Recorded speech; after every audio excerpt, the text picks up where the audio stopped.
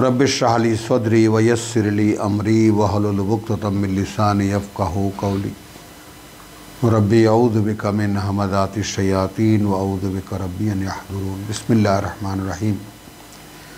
আমরা এবার এসেছি সূরা নিসার আয়াত ৭৭।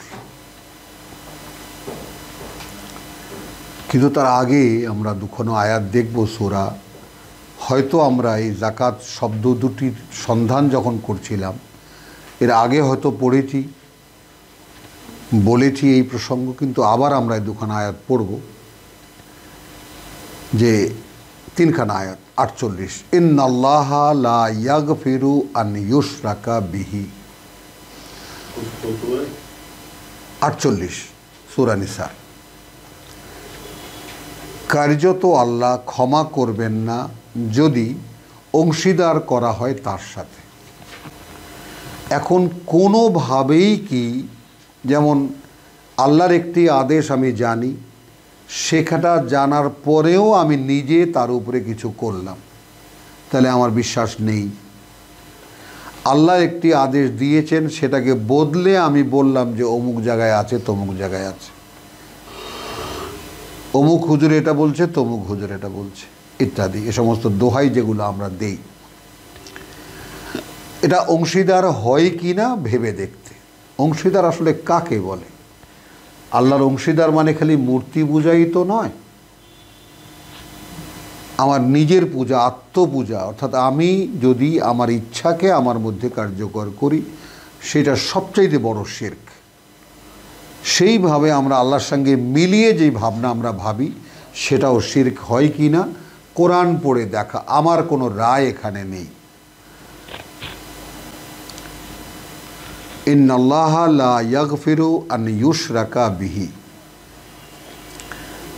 মানে একটু আগে আমাদের এখানকার একজন শ্রোতা প্রশ্ন করেছিল, তার উত্তর এখান থেকে দেওয়া হচ্ছে যে কার্যত আল্লাহ ক্ষমা করবেন না যদি অংশীদার করা হয় তার সাথে। ওয়াইয়াগফিরু, কিন্তু তিনি ক্ষমা করে দেবেন মা দুনা যালিক, এর বাইরে যা কিছু আছে, এ ছাড়া যা কিছু আছে, র্যান্ডম না, লেমান ইয়াশা, দেবেন তাকে যে চাইবে ক্ষমা। অর্থাৎ তোমার অপরাধ সম্পর্কে তুমি সচেতন কিনা, কোন অপরাধের ক্ষমা চাও তুমি। যেমন সূরা ফাতিহাতেও আমরা আল্লাহ শিখিয়েছেন আমাদেরকে, ইয়্যাকা না'বুদু ওয়া ইয়্যাকা নাস্তাঈন, আমরা কেবল তোমারই গোলামি করব, অতএব একান্ত তোমার সাহায্য চাই। কিসে সাহায্য চাই? ইহদিনা সিরাতাল মুস্তাকিম, তুমি পরিচালিত করো আমাদেরকে যেই পথ নিশ্চিত স্থির। শেষ হচ্ছে না কথা, সিরাত আল্লাযীনা আন'আমতা আলাইহিম। আল্লাহ জানতে চাচ্ছেন কোন পথ। তাহলে আল্লাহর কাছে আমি যে চাইব যে পথ নিশ্চিত স্থির বললাম, তারপরেও আমাকেই রেফার করতে হচ্ছে যাদেরকে তুমি এই পৃথিবীতে ওহী দিয়ে চালিয়েছ। প্রাকারান্তরে আমারও এটাই নিবেদন, তো প্রভু তুমিও আমাকে ওহী দিয়ে চালাও, অর্থাৎ অদৃশ্য জগৎ থেকে তুমি আমাকে আমার অন্তরে পরিচালনা দাও। এরকম অসংখ্য জিনিস আমরা পড়েছি, কোরআনে আমরা পড়েছি, দেখিয়েছি আমরা ব্যাপারটা। তুমিও আমাদেরকে এই ওহীর মাধ্যমে চালাও। এখন আমি পড়ব, বুঝ তুমি দেবা, তবেই তো আমি চলবো, তবেই আমার সেখানেও আমি নিরাপদ নই যদি তুমি আমাকে না চালাও, কারণ শয়তান আছে।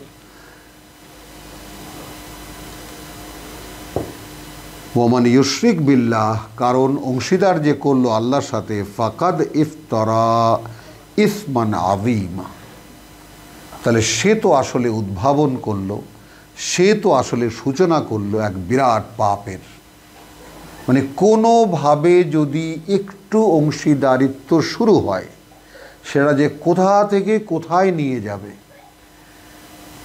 এই পৃথিবীর কিছু বিখ্যাত আলেম বলেছেন যে মানে একটা রেলকে, মানে আমরা যেটা তুলনা দিই, যেমন টঙ্গী জাংশনে সোজা উত্তর দিকে যাওয়ার ময়মনসিংহের ট্রেন 1 ইঞ্চি লোহা যদি সরিয়ে দেয়, তাহলে এটা চলে যাবে সোজা দক্ষিণে। চট্টগ্রাম গিয়ে পৌঁছাবে, সকালবেলা দেখবেন চট্টগ্রাম চলে এসেছি। মনে করুন ভুল হয়ে গেছে, শান্টিং করে নাই, তো একেবারে দ্রুতযানের মেইল ঢাকা থেকে চট্টগ্রাম গিয়ে থামবে, অথবা ঢাকা থেকে ময়মনসিংহ, তাই না? তো ব্যাপারটা কি হবে, লোহা সরবে মাত্র 1 ইঞ্চি, চলে যাবে উত্তরের ট্রেন সোজা দক্ষিণে, বাঁকা হয়ে দক্ষিণে চলে যাবে। তো এই রকম কিছু আমাদের বেলায় ঘটেছে কি না? কারণ আল্লাহকে মানি যিনি সর্বশক্তিমান, আমরা এত অসহায় কেন? তাহলে কি আল্লাহর সাথে কোনো সম্পর্ক নেই আমাদের? জিজ্ঞাসা আসে কি না? একালে আমরা যে কিতাব খুলে বসেছি, শুধু আমরাই না, লক্ষ লক্ষ লোক এই প্রচলিত ধর্মের প্রতি সম্পূর্ণ বীতশ্রদ্ধ হয়ে নিজে নিজে ইংল্যান্ডে, আমেরিকায়, অস্ট্রেলিয়ায় বহু বড় বড় উচ্চ উচ্চ শিক্ষিত মানুষ নিজেরা কোরআন খুলে বসেছে। দেখি তো আসলে সত্য কোথায়। বহু ডাক্তার, বহু ইঞ্জিনিয়ার, বহু পাইলট যারা এরোপ্লেন চালায়, একদম পাইলটদের টিচার, ফোন করেন তারা মাঝে মাঝে আমাকে। তো অবাক লাগে যে খালি আমরাই না, হাজারো মানুষ কিতাব খুলে সন্ধান করছে সত্য তাহলে কোথায়। আমরা কি কতটা ভুল করছি, কিভাবে, কতটা, কোন জায়গায় চলে গেছি আমরা, কোন রসাতলে আমরা গেছি? তাহলে শিরক হলে আর ক্ষমা নেই। তো এখন শিরক কি হচ্ছে আমাদের দ্বারা? আলাম তারা সঙ্গে যুক্ত আয়াতখানা খুব তীক্ষ্ণভাবে লক্ষ্য করতে হবে। তোমরা কি দেখেছো? ইলা আল্লাযীনা ইউযাক্কুনা আনফুসাহুম, মানে শিরকের ভেদটা আগে বুঝে নাও। তোমরা কি লক্ষ্য করে দেখেছো তাদের দিকে যারা পরিশুদ্ধির ঢোল বাজায়, নিজেদের পরিশুদ্ধ বলে দাবি করে, নিজেদেরকে পরিশুদ্ধ করে, যেমন আমাদের তাজকিয়ায়ে নাফস করে দেবে, পীরের দরবারে যান, অমুক হুজুরের কাছে যান। তো এটা আজকের নয়, চিরকালই ছিল। সকল কিতাবের মোকাবেলা করেছে এরাই, কিতাবের বিরোধিতা করেছে এরাই, নবী রাসূলদের বিরোধিতা এরাই করেছে। এখন সেই কিতাবের দাবি নিয়ে আহলে কিতাব সম্পর্কে বলা হচ্ছে।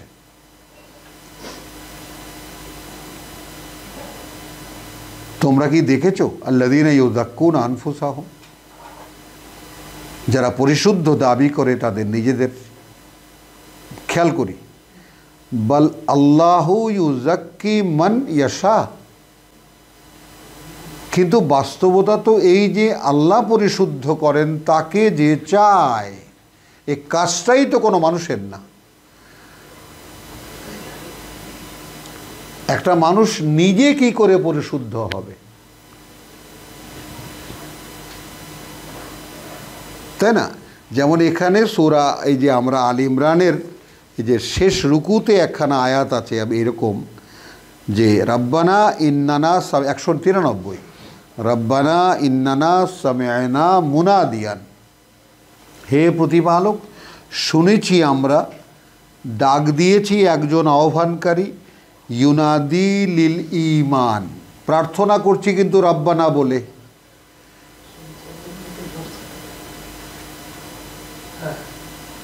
প্রার্থনা করছি কিন্তু রব্বানা বলে। তো আমরা শুনেছি একজন আহ্বানকারী ডাক দিয়েছে এই বিশ্বাসের। আবার বিশ্বাস কি?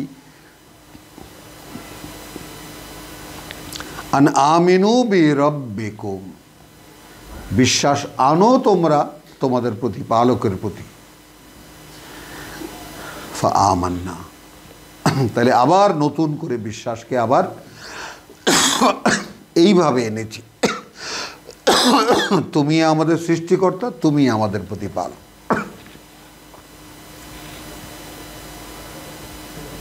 রব্বানা ফাগফির লানা যুনুবানা, এই পরিশোধন শুরু। চাচ্ছি কার কাছে? প্রভু ক্ষমা করে দাও যত পাপ আমাদের,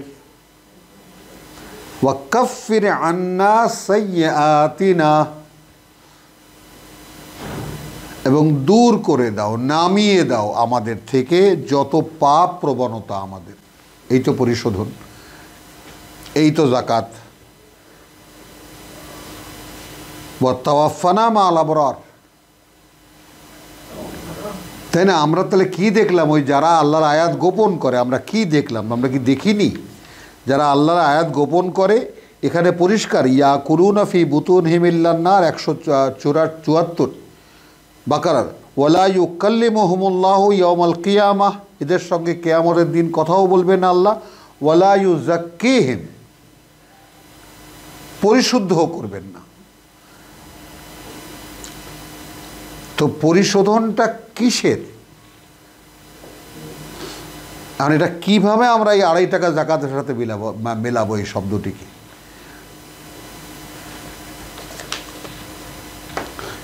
চলে আসি সূরা নিসার, আলাম তারা ইলাল্লাযীনা ইউযাক্কুনা আনফুসাহুম বাল আল্লাহু ইউযাক্কি মান ইয়াশা, বরং আল্লাহই পরিশুদ্ধ করেন তাকে যে চায়, ওয়ালা ইউজলামুনা ফাতিলা, অর্থাৎ যদি কেউ চায় আল্লাহর কাছে যে প্রভু তুমি আমাদেরকে পরিশুদ্ধ করো, যেটা এইমাত্র সূরা আল ইমরানের 193 না 83 থেকে দেখালাম, 93, রব্বানা ইন্নানা সামি'না মুনাদিয়ান ইউনাদি লিল ঈমান আন আমিনু বিরাব্বিকুম ফাআমান্না, প্রথম পরিশোধন। ওয়া ইউযাক্কিহিম, পরিশোধনের সূচনা। ইন্নানা সামি'না মুনাদিয়ান ওয়া রব্বানা ইন্নানা সামি'না মুনাদিয়ান আন আমিনু বিরাব্বিকুম ফাআমান্না, প্রথম হলো বিশ্বাস এনেছি। তাহলে কি হলো? রব্বানা ফাগফির লানা যুনুবানা, এখন যা পাপ আমাদের সেগুলো দূর করে দাও, ক্ষমা করে দাও। ওয়া ইউকাফির আন্না সাইয়্যাতিনা, এই তো পরিশোধন, এবং দূর করে দাও আমাদের থেকে যত পাপ প্রবণতা আমাদের। তারপরে ওয়াজআলনা লিল মুত্তাকিনা ইন্না লিল্লাহি ওয়া ইন্না ওয়াগফির লানা যুনুবানা ওয়াকাফির আন্না সাইয়্যাত ওয়া তাওয়াফানা মা'আল আবরার, এবং আমাদের তুমি প্রত্যাবর্তন, ফিরে যাওয়া, এখান থেকে যখন ফিরিয়ে নেবে তখন ফিরাবে তাদের সাথে যারা তোমার কর্তব্যপরায়ণ, যারা কীর্তিমান। তো আমি এখানে শুধু আসলাম সূরা নিসার এই 47, 48, 49, যে এবার উনজুর 50 কি বলছে সূরা নিসার, দেখো কাইফা ইয়াফতারুনা আলাল্লাহিল কাযিবা, তাহলে জাকাতকে যারা অন্য অর্থে ব্যবহার করেন, জাকাত শব্দটি আল্লাহর পরিশোধন, এই পরিশোধন মানে মালের জাকাত দাও। কোন মালের? উদ্বৃত্ত মালের, সারা বছর তোমার খায় খরচা যাবত, এটা সেটা লেনদেন যাবত, যা তোমার মানে যা কিছু ব্যালেন্স থাকে সেখানে উদ্বৃত্ত যদি থাকে, তাহলে তার থেকে শতকরা 2.5 টাকা জাকাত দাও হিসাব করে। এই হলো আমাদের সমাজে জাকাত। আবার এই জাকাত যেখানকার দোহাই দেয় কেউ দেখাতে পারেনি সেরকম কোনো হাদিস আজ পর্যন্ত। তো সেখানে মা আয়েশার একখানা হাদিস তো না বললেই পারা যায় না, যে কিসের 7 ভরির উপরে জাকাত হবে? 70 ভরি তো আমার গায়েই থাকে। আসো, যার কাছে অর্ধেক দিন, সেই মা আয়েশা। আমি হাদিসের নাম্বারটা বলতে পারলাম না, হয় বুখারী অথবা মুসলিমের এই মানে যাকে বলে যে মানে সাহিহাইনের বিশুদ্ধ দুখানা হাদিসেরই একটি হাদিস এটা। 70 ভরি তো আমার গায়েই থাকে।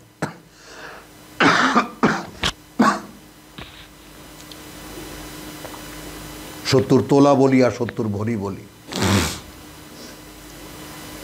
তো এর আবার আমি যেটা ব্যবহার করি তার আবার জাকাত কিসের? এখন যেহেতু আমাদের গৃহবধূরা ব্যবহার করে না, তারা তুলে রাখে, ফ্র্যাকশন বার করা যাবে এখান থেকে। তুমি যেহেতু ব্যবহার করো না, মাঝে মাঝে ব্যবহার করো, তো ওটা তো সম্পদকে আটকে রাখা হয়, তুমি হিসাব করে জাকাত দাও। এইভাবে একটা জিনিস জাকাতকে প্রতিষ্ঠিত করা হয়। এখন আমরা সন্ধান করছি কোরআনের এই যে জাকাত আমরা সমাজে আমরা আমাদের প্র্যাকটিসে আছে, কোরআনের জাকাত কি সেইটা? এই তো আমাদের সন্ধান।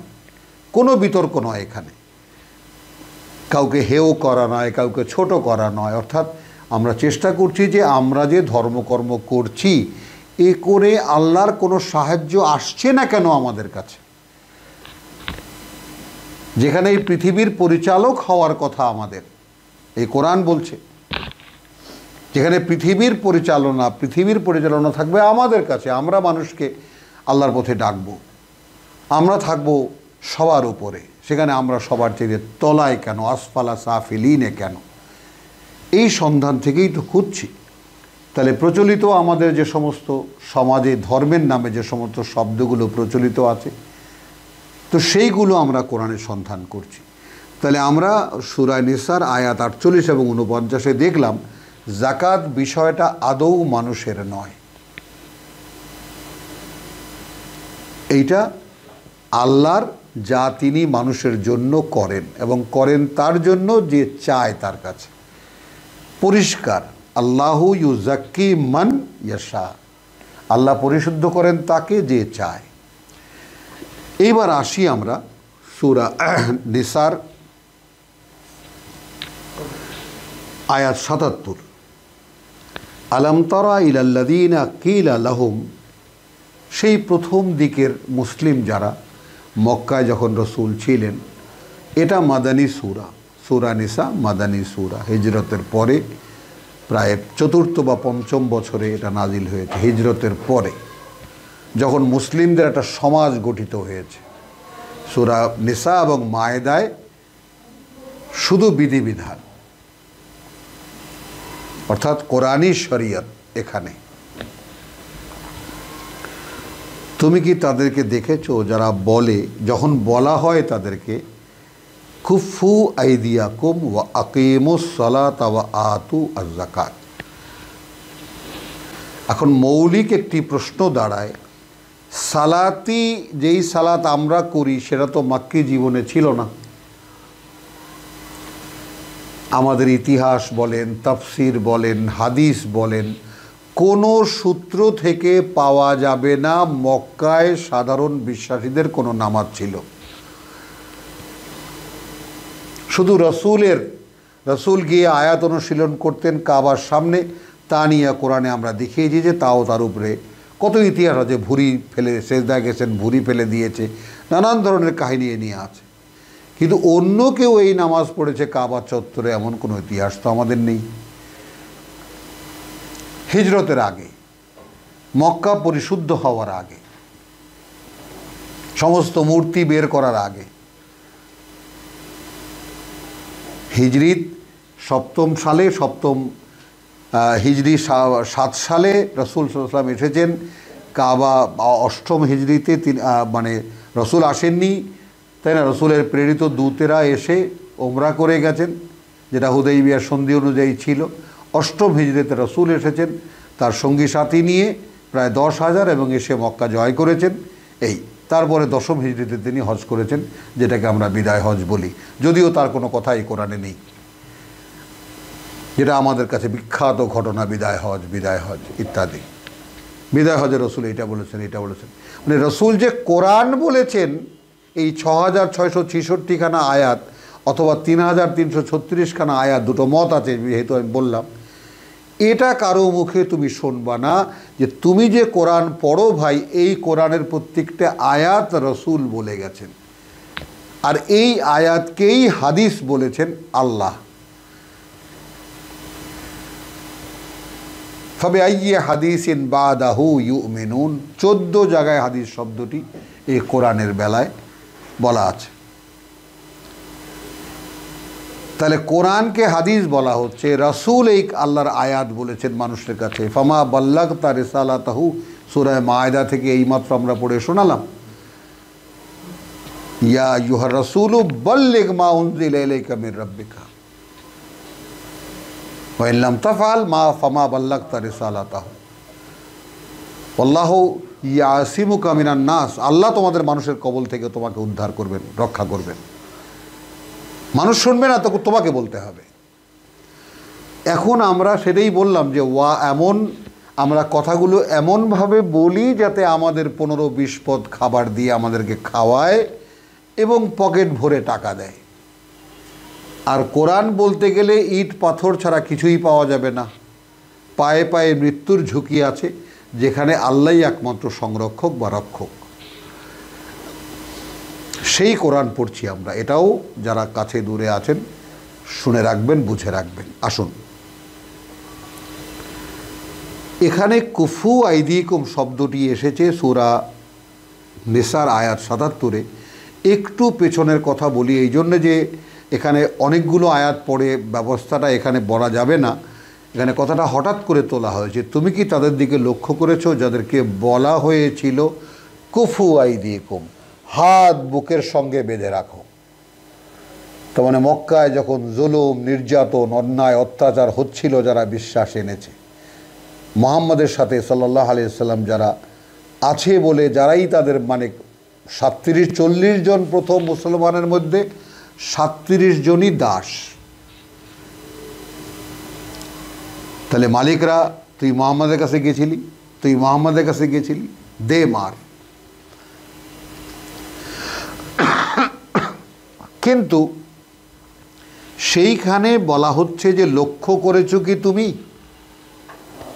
তোমরা কি দেখেছো তাদের দিকে যাদেরকে বলা হয়েছিল হাত বেঁধে রাখো বুকের সাথে,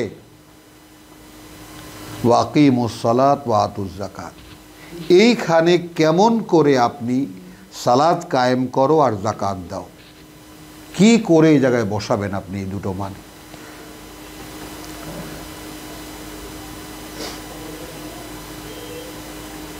আয়াতখানা পুরো তেলাওয়াত করলে, ফালাম্মা কুতিবা আলাইহিমুল কিতাল, অতঃপর যখন লিখে দেওয়া হলো তাদের উপরে যুদ্ধ, ইযা ফারিকুন মিনহুম, তখন তাদেরই একদল, ইয়াখশাউনান নাস, ভয় পায় মানুষকে, কা খাশিয়াতিল্লাহ। এই হলো হিজরতের পরের কাহিনী।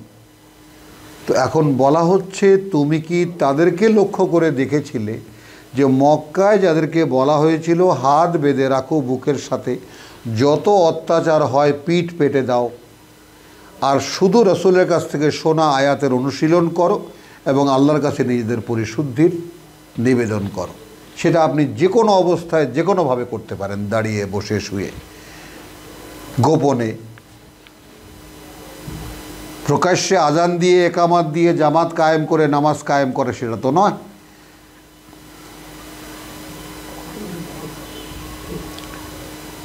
আকিমু as-সালাত ওয়া আতুজ যাকাত, যখন বলা হলো তাদেরকে, সেই তারাই ফালাম্মা কুতিবা আলাইহিমুল, এখন তো আল্লাহ লিখিয়ে দিয়েছেন তাদের কাছে, তারা অস্ত্র হাতে নিলেই জয় অনিবার্য। এখন তাদের মধ্যেরই একটি দল, কিছু লোক ভয় পায় মানুষকে যেভাবে ভয় পাওয়া দরকার আল্লাহকে, কা খাশিয়াতিল্লাহ, আল্লাহর মতো ভয় পায় মানুষকে, আও আসাদ্দা খাশিয়া, অথবা ভয় তার চাইতেও বেশি। ওয়াকালু, এবং বলে, রব্বানা লিমা কাতাবতা আলাইনাল কিতাল, প্রভু এক্ষুনি কেন তুমি লিখে দিলে আমাদের উপরে এই যুদ্ধ করা। তাহলে বিশ্বাসের পরীক্ষা প্রথম 13 বছর দিয়েছে, সকল নির্যাতন সহ্য করেছে, হিজরত করে যখন একটু আরাম পেয়েছে, যেটা সূরা হাদীদে যার ডিটেইল বর্ণনা, সূরা হাদীদ 57 নম্বর সূরা কোরআন মজিদের, মদিনা যাওয়ার পরে একেবারে গা ভাসিয়ে দিয়েছে সবাই। এখন যখন যুদ্ধ করতে বলা হচ্ছে, এখন ভয় পায় মানুষকে এমনভাবে যেরকম ভয় পাওয়া উচিত আল্লাহকে। ওয়াকালু রাব্বানা, তাহলে কি সালাত কায়েম করলো আর কি যাকাতের মানে পরিশুদ্ধি নিবেদন করলো? তার মানে তখন তারা এত সিরিয়াস ছিল, এখন একটু আরাম পেয়েই তারা গা ভাসিয়ে দিয়েছে। এখন যেভাবে আল্লাহকে ভয় পেত সেভাবে এখন তারা মানুষকে ভয় পাচ্ছে। রব্বানা লিমা কাতাবতা আলাইনাল কিতাল, এখন অনুযোগ আসতেছে, প্রভু এক্ষুনি আমাদের উপরে এই যুদ্ধ করা কেন লিখে দিলে? লাউলা আখারতানা ইলা আজালিন করিব, তুমি আরেকটু দেরি করলে না কেন, খুব কাছেরই একটা সময় পর্যন্ত। কুল মাতাউদ দুনিয়া কালিল, ভোগের আয়োজন এই পৃথিবীর খুবই সামান্য, ভোগের আয়োজন এই পৃথিবীর খুবই সামান্য। ওয়াল আখিরাতু খায়রুন লিমান ইত্তাকা, আর পরকাল সম্পদ, এখানে খায়ের মানে সম্পদ তর্জমা করলাম, এবং পরকাল সম্পদ তার জন্য যে আল্লাহকে ভয় করে। ওয়ালা তুজলামুনা ফাতিলা, কারণ তার কাছে তোমরা অবিচারের শিকার হবে না একেবারে খেজুর বিচির আশ পরিমাণও। যে যা করবা ঠিক হুবহু তার বিনিময়ে তোমরা পাবা। আইনা মা তাকুনু ইউদরিকুকুমুল মউত, যেখানেই তোমরা থাকো না কেন, হও না কেন, খুঁজে নেবে তোমাদেরকে মৃত্যু। ওয়ালাউ কুনতুম ফি বুরুজিন মুশাইয়াদা, যদি তোমরা একেবারে দুর্ভেদ্য কোনো মানে প্রাসাদের মধ্যে, দুর্গের মধ্যেও থাকো। ওয়াইন তুসিবহুম হাসারাতুন ইয়াকুলু হাদিহি মিন ইনদিল্লাহ, এরা এমন মুনাফেক হয়ে গেছে এখন, যদি কোনো মানে দুর্ভোগ আসে তাদের উপরে, ভালো আসে, এইটা আল্লাহর কাছ থেকে এসেছে। ওয়াইন তুসিবহুম সাইয়্যাতুন, আর যদি কোনো মন্দ আসে তাদের উপরে, ইয়াকুলুন হাযা মিন ইনদিকা, এইটা তুমি রাসূল তোমার কারণে এটা হচ্ছে, কি দরকার ছিল তোমার এরকম বাড়াবাড়ি করার, ইত্যাদি। কুল কুল্লুন মিন ইনদিল্লাহ। তো আমাদের এই পথের পথিক যারা, কিতাবের পথের পথিক যারা, তাদের জন্য বক্তব্যেই বলবা সবই আল্লাহর কাছ থেকে। ফামা লিহাউলাইল কওম, তাহলে কী হয়েছে এই লোকগুলোর, লা ইয়াকাদুনা ইয়াফকাহুনা হাদিসান, এই যে হাদিস এলো,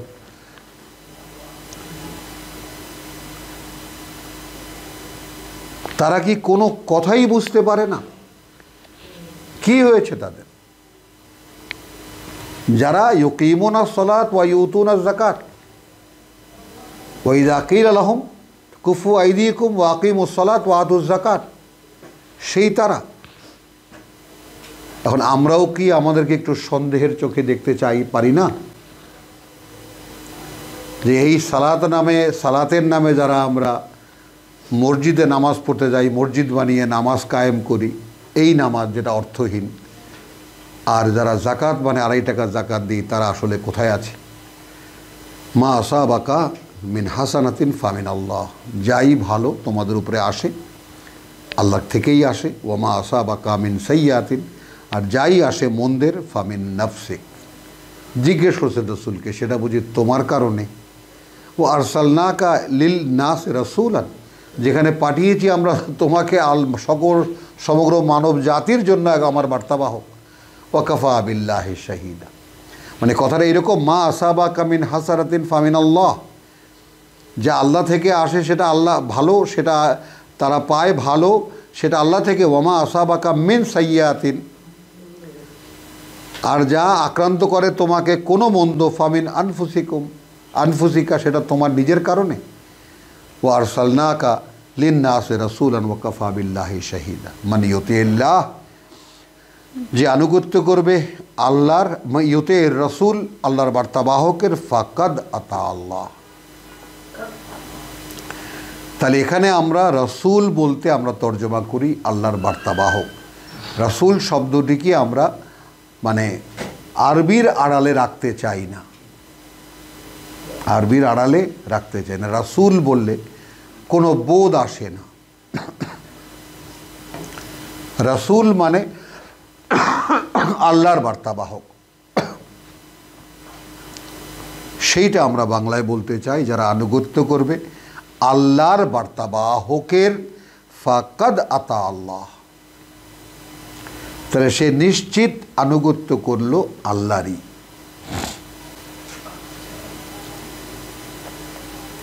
এখানে যদি বলে দিই যে আনুগত্য করলো রাসূলের, সে আনুগত্য করলো আল্লাহর, কথাটা কেউ বোঝেনি এই পর্যন্ত, এবং এইভাবে কিয়ামত পর্যন্ত বলতে থাকলে কেউ বুঝবেও না। রাসূলকে পাবো কোথায় আমরা? আর এখন যদি বলি আল্লাহর বার্তাবাহকের আনুগত্য করা মানে বার্তার আনুগত্য করা, তো ব্যক্তি বার্তাবাহক উপস্থিত নেই, কিন্তু যা তাকে বার্তা বলা হয়েছিল সব এখন স্বয়ং আল্লাহর সংরক্ষণে। অতএব এখন তো আমরা আল্লাহ এবং রসুল একসঙ্গে পাই এই কিতাবে। যে কথাগুলো আমরা পড়ছি যে এই কথাগুলো বুঝতে চেষ্টা করছি, সেই কথাগুলো স্বয়ং আল্লাহ তার বার্তাবাহককে দিয়ে এই পৃথিবীতে প্রেরণ করেছেন। তাহলে আমরা যখন পড়ছি তখন হচ্ছে কি, আমরা সরাসরি আল্লাহর কথা রসুলের মাধ্যমে যা এসেছিল তাই এই কিতাবে গ্রন্থবদ্ধ হয়েছে এবং আমরা তাই মানছি। তার মানে আল্লাহ রসুল তো একসাথে। তাহলে এখন এটাও বলা যায় ফামান ইউতির রিসালা ফাকাদ আতা আল্লাহ। এখন আমাদের যুগে কি হবে, তো এখানে রিসালাত আর রাসূল, তাহলে একখানা বই যদি বার্তা বলে তাহলে সেই রসুল। ১৫০০ বছরের আগে সেই মোহাম্মদ রসুল্লাহকে কোথায় পাবো আমরা? কিন্তু তিনি যা বলেছেন আল্লাহর ওহী, তা এখানে আল্লাহ স্বয়ং আল্লাহ সংরক্ষণ রেখেছেন। কোনো মানুষ লিখেছে, মানুষকে দিয়ে তিনি লিখিয়েছেন, সংরক্ষণে তিনি রেখেছেন। এই কিতাবে লা রাইবা ফি, এটা সারা পৃথিবীর মানুষের কাছে চ্যালেঞ্জ, এর মধ্যে কোনো সন্দেহ নেই।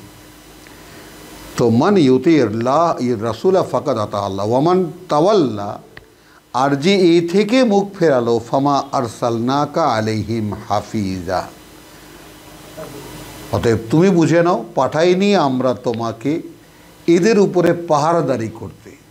কে মানলো আর কে মানলো না, তাই না, এতে তোমার কিছু যায় আসে না। তুমি বলেছো, তোমার দায়িত্ব শেষ। আলহামদুলিল্লাহ, ওয়ামা আলাইনা ইল্লাল বালাগ ওয়ামা তৌফিকি ইল্লা বিল্লাহ।